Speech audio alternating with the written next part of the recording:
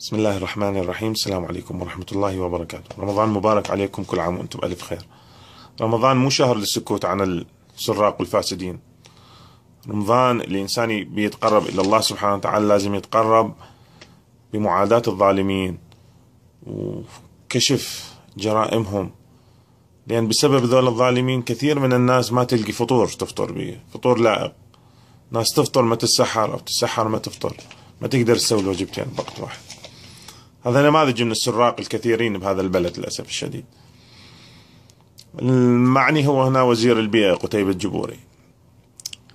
هاي نماذج من سرقاته.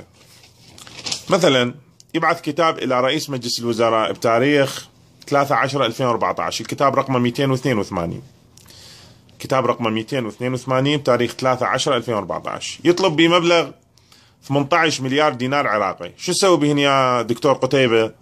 قال والله بدي اشتري بناية جديدة لوزارة البيئة، لأن احنا كل سنة ندفع إيجار لدوائر وزارة البيئة في بغداد 6 مليار دينار. رحت شفت قانون وزارة البيئة رقم 37 لسنة 2008، رقمه 37 لسنة 2008. حتى شنو؟ حتى أعرف إيش كم دائرة موجودة في وزارة البيئة، وعلى أساسه أقدر أقيس مبلغ ال6 مليارات اللي يقول السيد الوزير إحنا ندفعه منطقي لو مو منطقي. لقيت دوائرهم 13 دائرة حسب نص القانون. حسبت مبلغ ال6 مليارات على 13 دائرة، طلع قيمة إيجار البناية الوحدة للدائرة الوحدة 461 مليون سنويا، 461 مليون دينار سنويا. طبعا هذا مستحيل كل دائرة على حدة، لازم أكو 3-4 دوائر سوية مع بعض. هذا المنطق يقول هيك، لأن أكو دوائر مرتبطة مع بعضها ما يمكن فصلها. بس أنا جيت ويا السيد الوزير، إذا أدفع 461 مليون دينار لهاي 13 دائرة كل سنة إيجار، إذا أجر بناية يعني أدفع 38 مليون دينار شهريا، بمعدل 1,282,000 دينار يوميا. طبعا هذا مستحيل. سؤال مطروح. طبعا بعض الأخوة بعثوا لي الأرقام الحقيقية لإيجار البنايات، مبلغها ما يتجاوز المليار، بالضبط 850. بس سؤال مطروح، ليش طلب 6 مليار؟ حتى من يسرق 6 مليار بالميزانية السابقة؟ من يخليها تحت مسمى إيجار؟ ما حد يقول له على عينك حاجب. 5 مليار كل سنة راح يبوكها وزير البيئة، عيني عينك.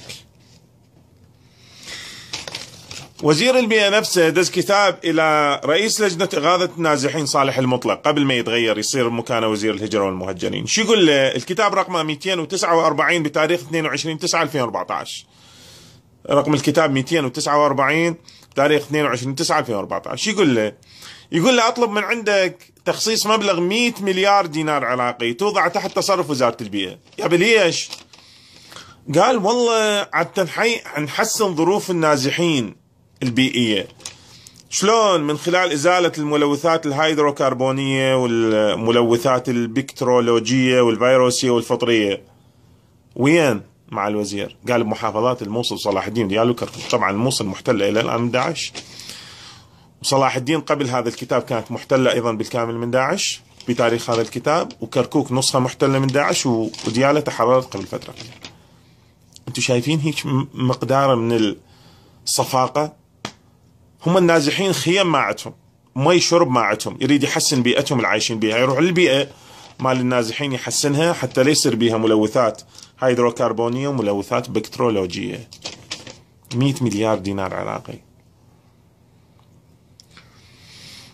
وللموصل اللي هي تحت سيطرة داعش. القضية الثالثة تتعلق بالسرقة. طبعا هاي نماذج من السرقات. أمر وزاري رقم 99 بتاريخ 28/1/2015.